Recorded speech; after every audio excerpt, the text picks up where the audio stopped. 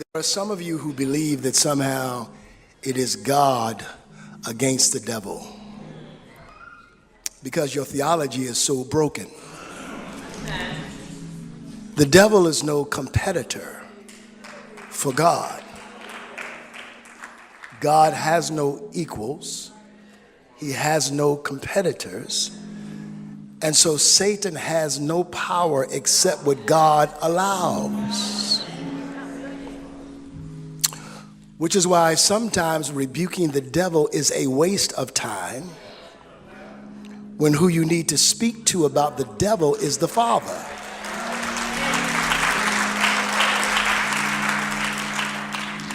It's why in the book of Jude, the angel turns his attention from railing with the devil about the body of Moses and simply says, "The Lord rebuke you."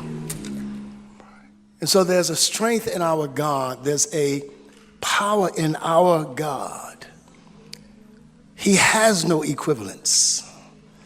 There is nobody who stands in his shadow. Nobody. There's nobody greater. There's nobody better. And so today we come to say, Lord, there's nobody like you.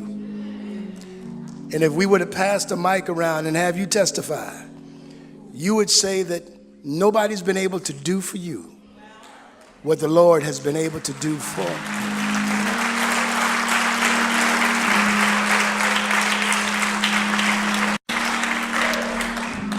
Sort of nail that down.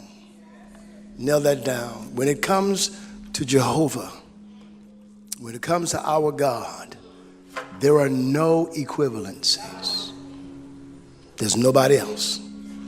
It's God and God, him alone. Do you mind if I really do want to put some weight on this. I want you to understand this.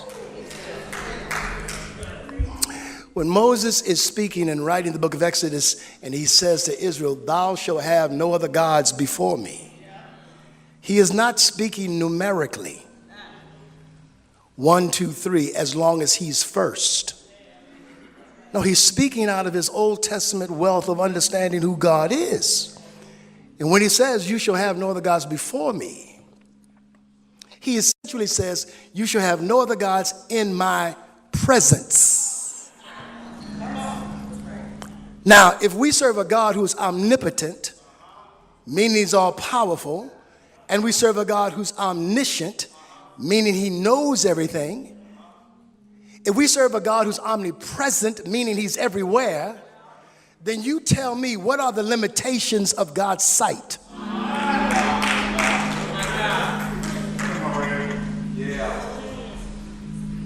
Which means there's nobody else.